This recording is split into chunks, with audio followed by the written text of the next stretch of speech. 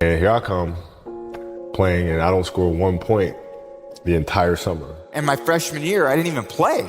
I was the backup quarterback on a team that went 0-8. I came from a horrible background.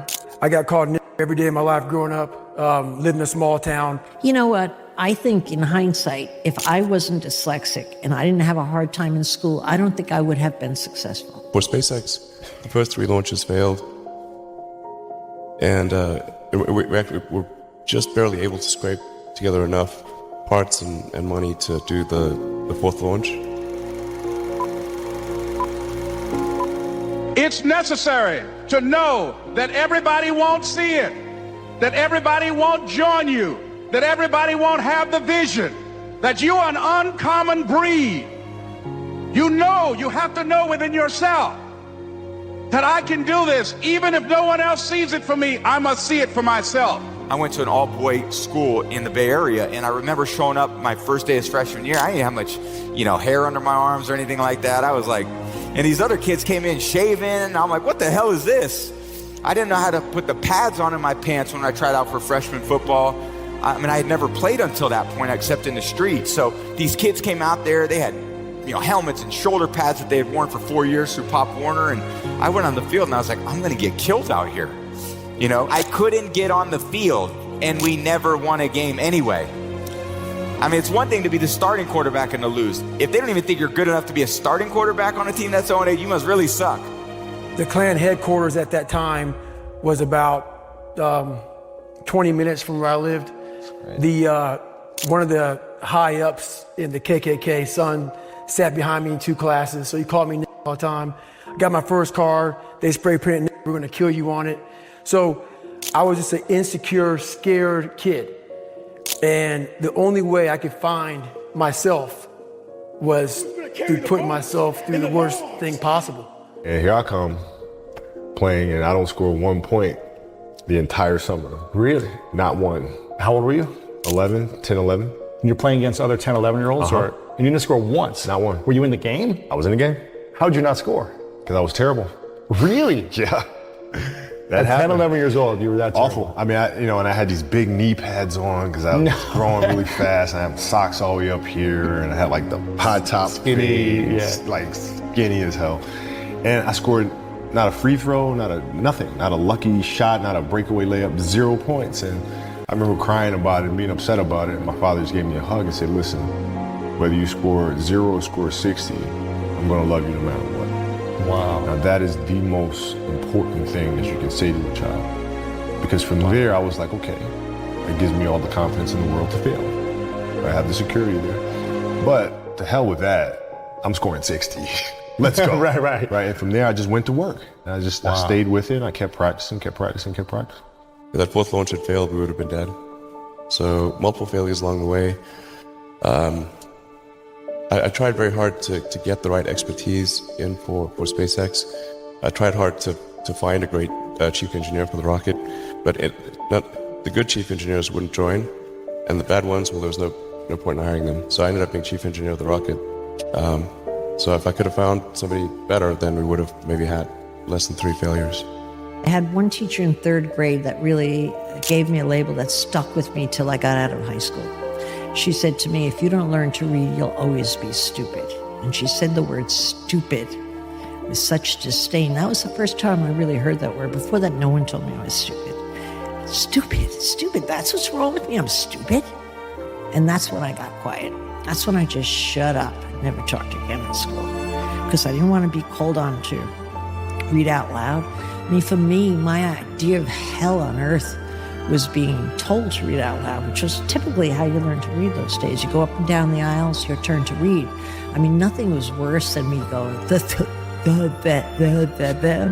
and all the kids laughing and snickering. In the process of working on your dreams, you are going to incur a lot of disappointment, a lot of failure, a lot of pain, a lot of setbacks, a lot of defeats. But in the process of doing that, you will discover some things about yourself that you don't know right now. What you will realize is that you have greatness within you. What you'll realize is that you're more powerful than you can ever begin to imagine. What you will realize is that you're greater than your circumstances, that you don't have to go through life being a victim. For me to become the man I wanted to become, I saw myself as the weakest person God ever created. But I never blamed God for anything he did to me. So I wanted to change that to be the hardest man ever created. Am I that? I don't know, but you had to have a goal. And my goal when I was sitting there, not going to school, being bullied, having no self-esteem, my goal was the only person that's gonna turn this person around is me. The only way I can turn it around is put myself through the worst things possible a human being can ever endure. And that'd be the only way that I can build this brain to handle anything that comes in front of it, callousing my mind through pain and suffering. At 13 years old, I had a I had a kill list. And so, you know, they used to do these rankings. It was Street and Smith basketball rankings. And I was nowhere to be found because I was like 6'4", scrawny, like 160 pounds soaking wet. So I was like 57 on the list.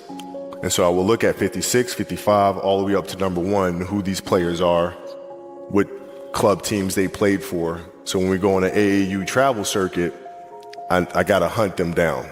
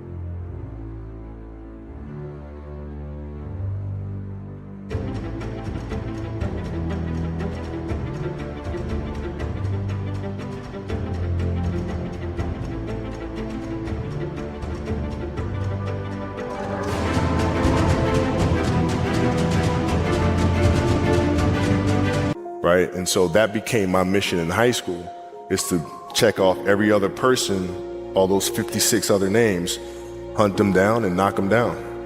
When I was in 5th grade, I was identified as EMR, labeled educable, mentally retarded, put back from the 5th grade into the 4th grade, and stayed in that category until I got out of high school. I don't have any college training, but I met a high school teacher who one day changed my life. I was waiting on another student, and when he came in, he said to me, "Young man, go to the board and write what I'm about to tell you." And I said, I can't do that, sir. He said, "Why not?" I said, "I'm not one of your students." He said, "It doesn't matter, follow my directions now." I said, "I can't do that, sir." He said, "Why not?" I said, "Because I'm educable, mentally retarded." And he came from behind his desk and he looked at me. He said, "Don't ever say that again. Someone's opinion of you does not have to become your reality." I'm just a story like everybody else. It's all just a narrative. Because when I retire, I didn't want to have to say, I wish I would have done more. I don't want that.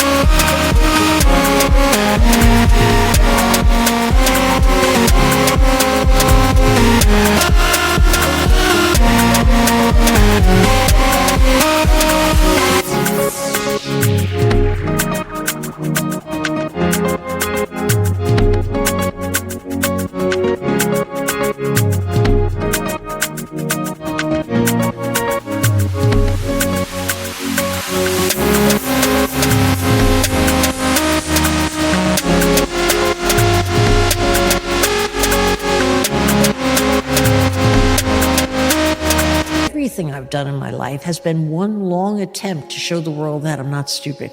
So I'm driven. You realize I was just a scared kid that found drive and passion to be something much better than what he thought he was. That's all it is.